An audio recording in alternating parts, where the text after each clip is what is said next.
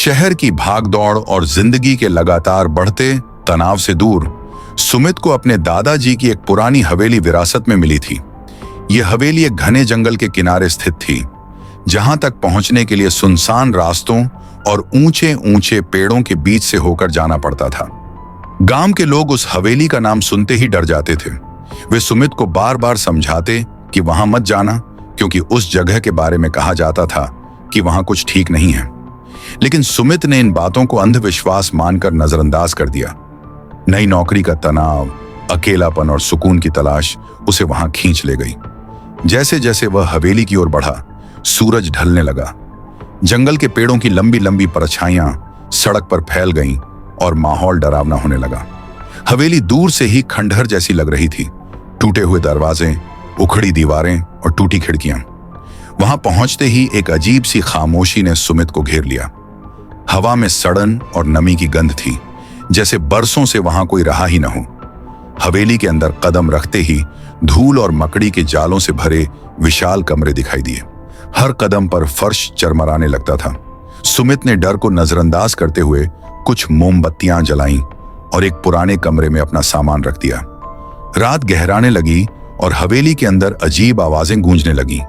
कभी फुसफुसाहट, कभी किसी के चलने की आहट और कभी किसी बच्चे के रोने की आवाज। सुमित ने खुद को समझाया कि यह सब हवा या जानवरों की वजह से हो रहा होगा, लेकिन उसका दिल बार बार तेज धड़कने लगा। आधी रात के आसपास उसे महसूस हुआ जैसे कोई उसके कमरे के दरवाजे के बाहर खड़ा है। दरवाजे के नीचे से एक हल्की सी रोशनी अंदर आ रही थी और लकड़ी को खुरचने की आवाज साफ सुनाई दे रही थी। डरते हुए उसने पूछा, कौन है वहां? कोई जवाब नहीं आया। अचानक कमरे का तापमान गिर गया और उसकी सांसें जमने लगीं। सुमित कंबल में सिमट गया। उसकी रीढ़ में सिहरन दौड़ गई। सुबह हुई तो दरवाजे पर कोई निशान नहीं था। सुमित ने राहत की सांस ली और सोचा कि शायद वह सिर्फ उसका भ्रम था। लेकिन हवेली के पीछे के बगीचे में जाते ही उसका खून जम गया। वहां एक पुराना जंग लगा हुआ झूला बिना हवा के हिल रहा था। तभी उसने पेड़ों के पास एक छोटी लड़की की धुंधली परछाई देखी, जो पुरानी फ्रॉक पहने थी।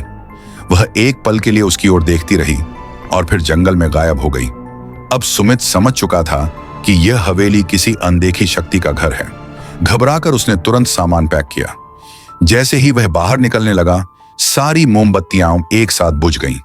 दरवाजे जोर जोर से बंद होने लगे और हवेली में भयानक हंसी गूंज उठी। पूरी ताकत लगाकर सुमित बाहर की ओर भागा और पीछे मुड़कर नहीं देखा। उस रात के बाद सुमित ने कभी उस हवेली की ओर लौटकर नहीं देखा। वह जानता था कि उसने ऐसी दुनिया को छू लिया था जिसका कोई तार्किक जवाब नहीं था, और वह हवेली हमेशा उसके दिल में एक डरावनी याद बनकर रह गई।